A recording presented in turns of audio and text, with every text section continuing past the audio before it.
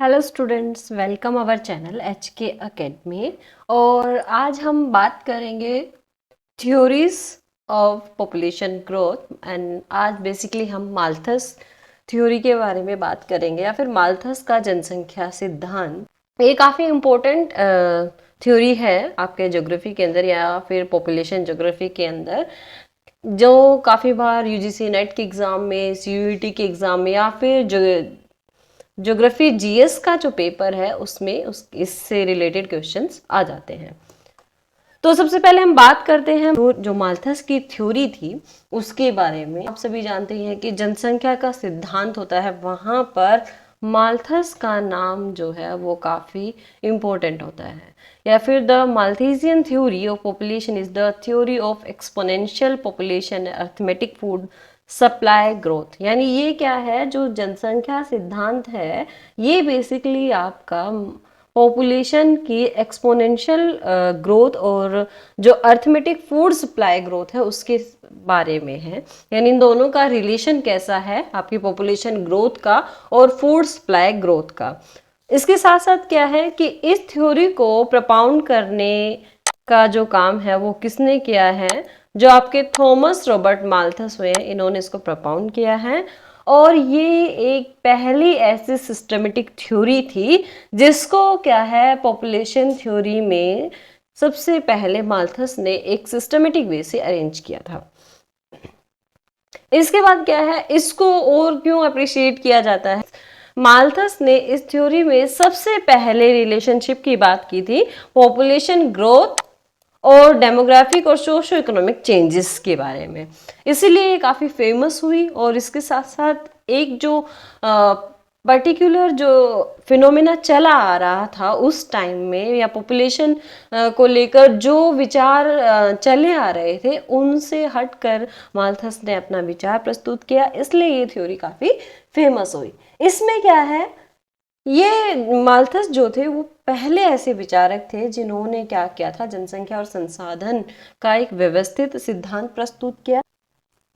अब बात करते हैं माल्थस के बारे में। जब भी आप कोई एक थ्योरी या एक मॉडल लिखते हैं किसी भी टॉपिक से रिलेटेड, तो उसमें आपको पहले इंट्रोडक्शन लिखना होता है अबाउट थ्योरी, कि उसका शीर्षक क्या है। उसके बाद आपको जिसने भी उस थ्योरी या मॉडल को प्रपाउंड किया है उस प्रपाउंडर के बारे में लिखना होता है, यानी जो प्रतिपादक है उसके बारे में लिखना होता है। तो थॉमस रॉबर्ट माल्थस है, इनका जो टाइम पीरियड है वो 1766 टू 1834 रहा है।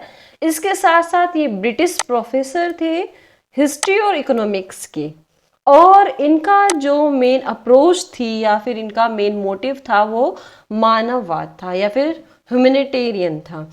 इसके साथ साथ इन्होंने अपने सिद्धांत में जो अप्रोच यूज की है वो है एम्पिरिकल अप्रोच, या फिर बोलते हैं उसे आनुभविक जो उपागम है, इसका उन्होंने अपने सिद्धांत में प्रयोग किया है। इसके साथ साथ principle of population based on the experience of waste European countries. आपको ये ध्यान रखना है कि जब भी कोई सिद्धांत या जब भी कोई मॉडल दिया जाता है वो किन कंट्री के बेसिस पर दिया जाता है, वो कोई डेवलपिंग कंट्रीज है या फिर कोई डेवलप्ड कंट्रीज है। तो ये जो सिद्धांत है माल्थस का, ये बेसिकली जो पश्चिम यूरोपीय जो देश है उनके ऊपर दिया गया था।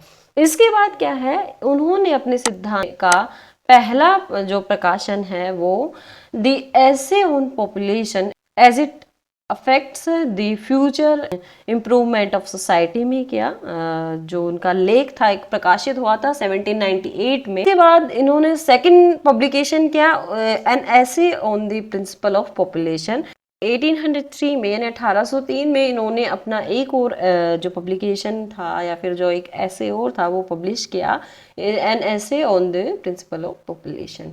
तो ये दो इनके मुख्य ऐसे रहे हैं, काफ़ी बार ये क्वेश्चन में आ जाता है, आप लोगों को ध्यान रखना है। इसके बाद हम बात करते हैं contemporary circumstances at the time of Malthus theory. ऐसे कौन कौन से सर्कमस्टांसेस हुए जिसके कारण माल्थस को अपना सिद्धांत जो है वो देना पड़ा। सबसे पहले बात करते हैं पॉलिटिकल ज्योग्राफी डिराइव्ड इन 1766, यानी 1766 में पॉलिटिकल ज्योग्राफी जो है उसका ओरिजिन हुआ था या उसकी उत्पत्ति हुई। दूसरा क्या है, रिमार्केबल पब्लिकेशंस, जो स्मिथ के जो पब्लिकेशंस थे उस टाइम जो ऑलरेडी पब्लिश्ड था, थ्योरी ऑफ मोरल सेंटिमेंट्स 1759, और इसका सेकेंड आया था वो in the process of publication in the time period wealth of nation. तो इससे माल्थस काफ़ी प्रभावित हुए थे, जिसके बेसिस पर उन्होंने अपने सिद्धांत का प्रतिपादन किया। इसके बाद क्या है, उस टाइम इंग्लैंड में काफ़ी क्राइसिस फैले हुए थे, जैसे बेरोजगारी हो गया, अनएम्प्लॉयमेंट हो गया, या फिर फूड सिक्योरिटी हो गया, फिर फूड प्रोटेक्शन हो गया, इसको लेकर काफ़ी क्राइसिस थे। इसके साथ साथ भूखमरी जैसी समस्या थी, निर्धनता जैसी वहाँ पे समस्या फैली हुई थी।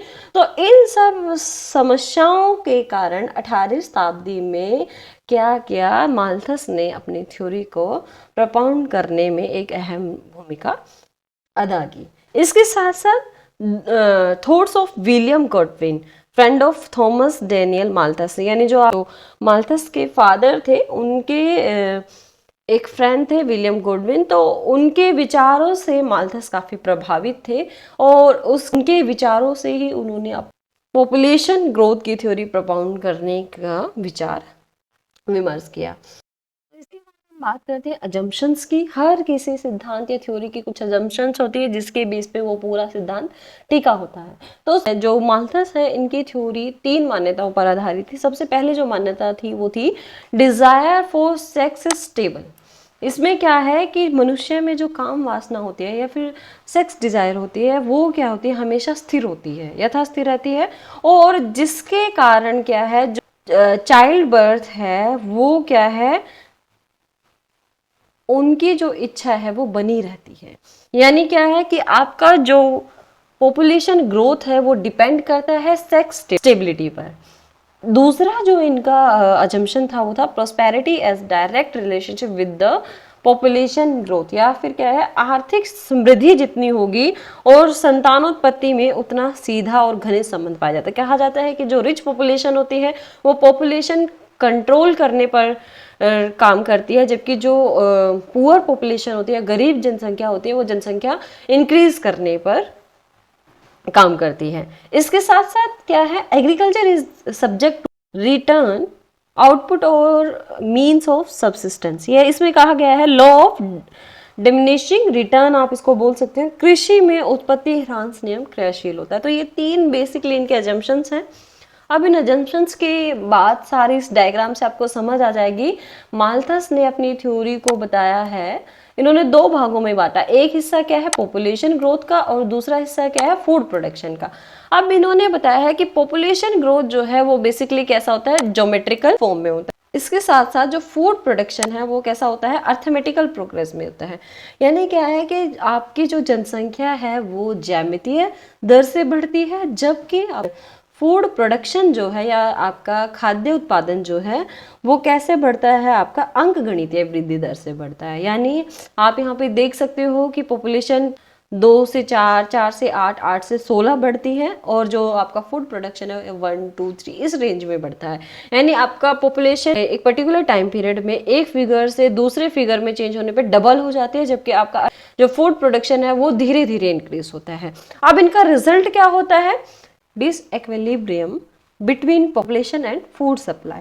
अब इनके बीच में क्या होगा, जनसंख्या और खाद्य आपूर्ति में एकदम से असंतुलन बनेगा और इसके निवारणार्थ क्रियाशील कुछ काम किए जाएंगे। यानी जो हमारा ये क्या है डिसबैलेंस हो गई है फूड प्रोडक्शन और पॉपुलेशन ग्रोथ के बीच में, इसको हम हाउ टू करेक्ट, कैसे इसको ठीक करेंगे।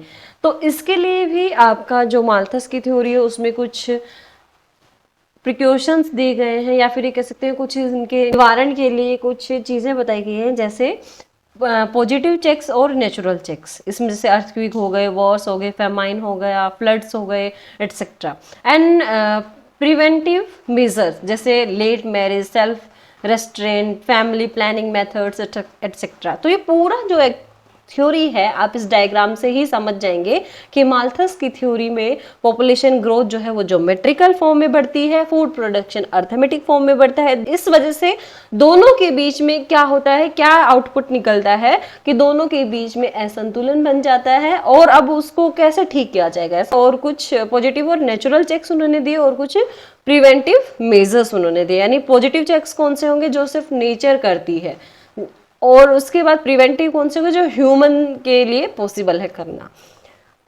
अब हम बात करते हैं इसके comparison of exponential and arithmetic growth. अब इससे भी आप समझ सकते हैं कि आपकी जो जनसंख्या है वो कैसे बढ़ रही है। यहाँ पे आपकी जो जनसंख्या है वो तीव्र गति से बढ़ रही है।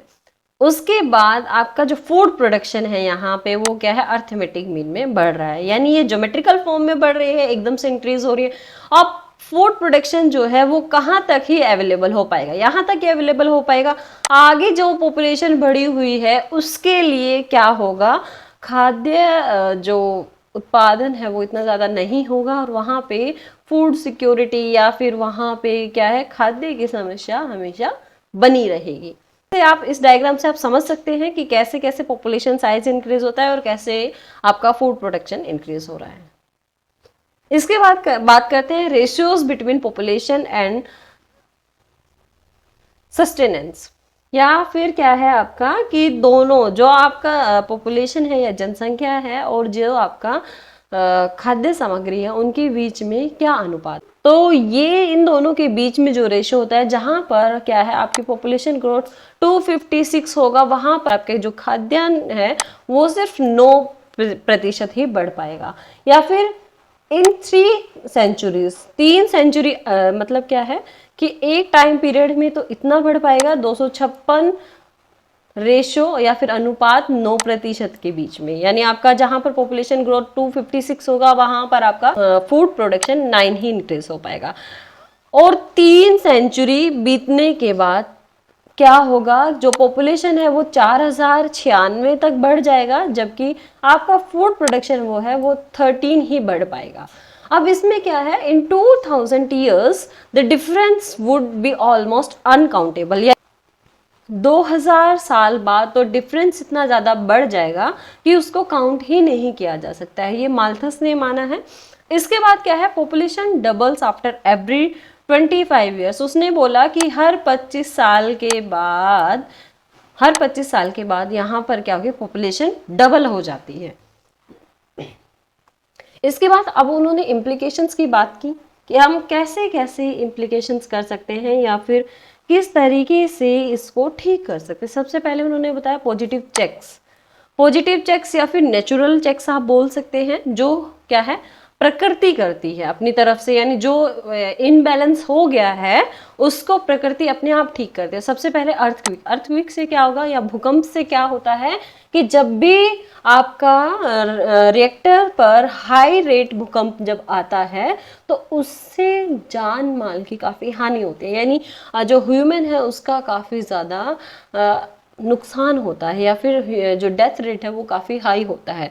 तो उससे क्या है आपकी जो नेचर है वो बैलेंस करने का काम करती है। ऐसे ही वॉर्स में होता है, ऐसे ही सूखा पड़ता है तब होता है, ऐसे ही जब फ्लड्स आ जाती है तो उसमें लाखों की संख्या में लोग मर जाते हैं। ऐसे ही पॉवर्टी जो है वो भी क्या है आपकी काम करती है किसमें, आपके जनसंख्या को कम करने में।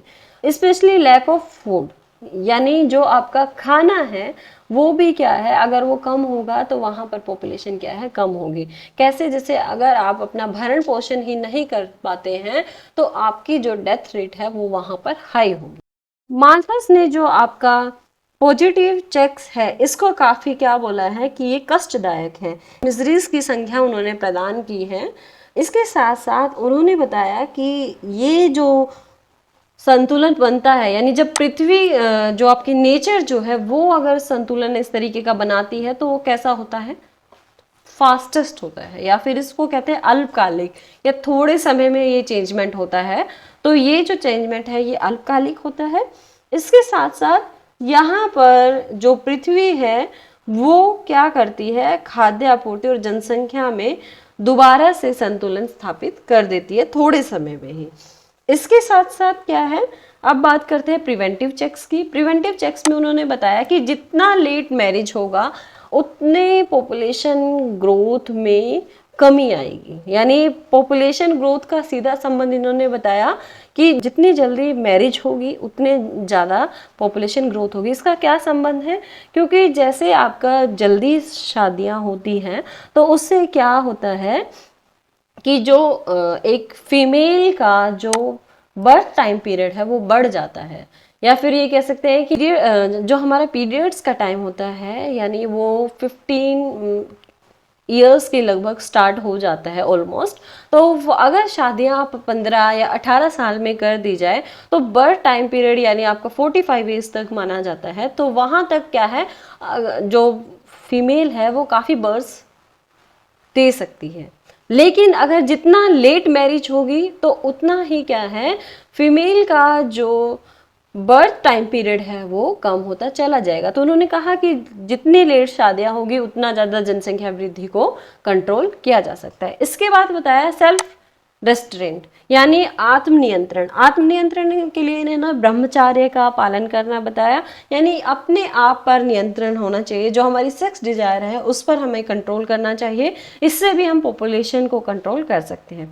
इसके बाद उन्होंने बताया फैमिली प्लानिंग मेथड्स। इसमें फैमिली प्लानिंग मेथड्स में कि लोग जो है वो फैमिली प्लानिंग को अडोप्ट करें, यानी जैसे भारत में आप देखोगे कि यहाँ पर छोटा परिवार सुखी परिवार योजना चल रहे हैं। गवर्नमेंट्स जो है फ्री में आपको कॉन्ट्रासेप्टिव्स प्रोवाइड कराती है। तो वो इस तरीके के फैमिली मेथड्स अपना कर भी क्या करते हैं, आप पॉपुलेशन को कंट्रोल कर सकते हैं। तो ये सारे जो हैं इम्प्लीकेशंस के मेथड्स बताए माल्थस ने।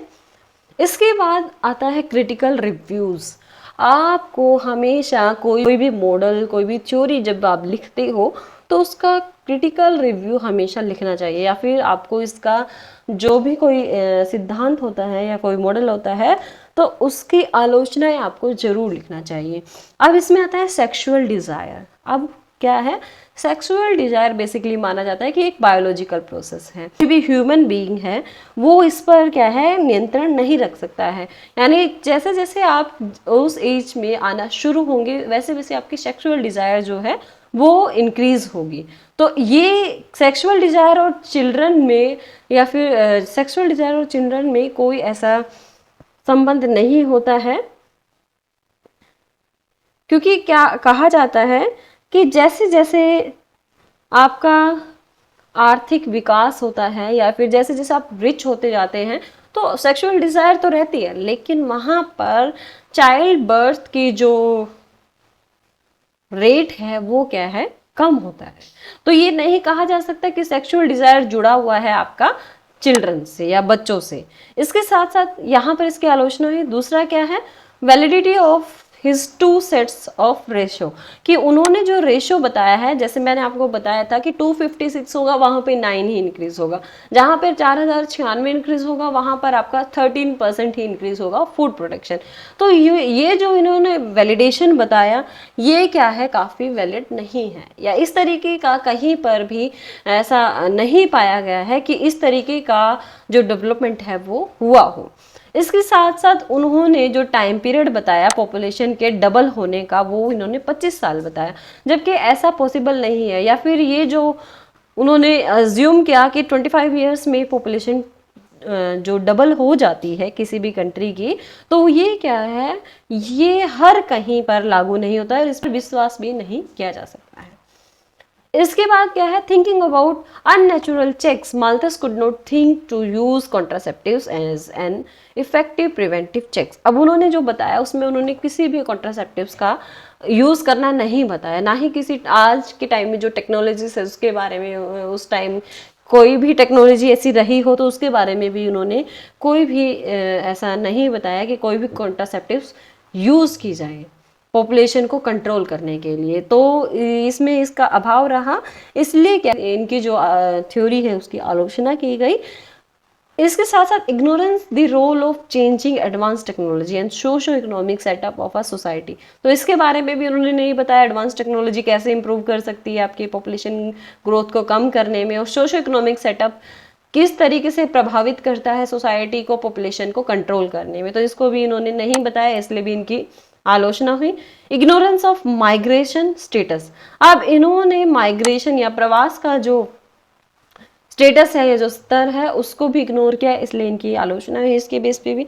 और लिमिटेड डेटाबेस, और इनका जो डाटा था वो सिर्फ वेस्ट यूरोपियन कंट्रीज पर था, इसलिए भी इनका क्या है आलोचना हुई कि ये वर्ल्ड वाइड क्या है लागू नहीं हो पाता है। तो ये था आपका माल्थस की थ्योरी। आई होप सभी को समझ आया होगा। अब यहाँ पर यूजीसी नेट या फिर आपका जो दूसरे पेपर्स है कॉम्पिटेटिव एग्जाम से, इसमें क्वेश्चंस काफ़ी आते हैं माल्थस की थ्योरी से रिलेटेड, जिसमें काफ़ी बार पूछ लिया जाता है कि पॉपुलेशन बढ़ने की दर क्या है और जो आपका फूड प्रोडक्शन उसके बढ़ने की दर क्या है। तो पॉपुलेशन बेसिकली बढ़ती है आपकी ज्योमेट्रिक फॉर्म में, ज्यामितीय दर से, और जो आपकी फूड प्रोडक्शन बढ़ता है वो बढ़ता है अर्थमेटिकल फॉर्म में या फिर अंकगणितीय फॉर्म में। आप लोगों को ध्यान रखना है ये। इसके बाद आता है कंक्लूजन। कंक्लूजन में क्या है, Malthus was probably the first to appreciate the close relationship between population growth and other demographic changes and social changes. ये एक पहला ऐसा ये कह सकते हो कि विद्वेता था जिन्होंने पॉपुलेशन ग्रोथ के बारे में या जनसंख्या वृद्धि के बारे में पहली बार सिस्टमेटिक वे से बात की, डेमोग्राफिक चेंजेस या फिर जनांकीय जो परिवर्तन थे उनके बारे में बात की, इसके साथ सामाजिक परिवर्तन जो उस समय हो रहे थे उनके बारे में बात की। इसके बाद क्या है, it was Malthus who initiated theory building in population geography and demography. यानी एक पहले ऐसे विद्वेता हुए हैं जिन्होंने एक थ्योरी को बिल्ड करने का काम किया पॉपुलेशन ज्योग्राफी के अंदर और डेमोग्राफी के अंदर। इसके बाद क्या है, his work is Pioneer and has great social relevance. और इनका जो काम है वो बेसिकली क्या है, सराहनीय है, और इसके साथ साथ ये सोशल रेलेवेंस है, यानी सामाजिक जो आपका ढांचा है उससे काफी रेलेवेंट करता है, या उस टाइम पीरियड में जो दशाएं चली हुई थी उसके लिए ये काफी रेलेवेंट है।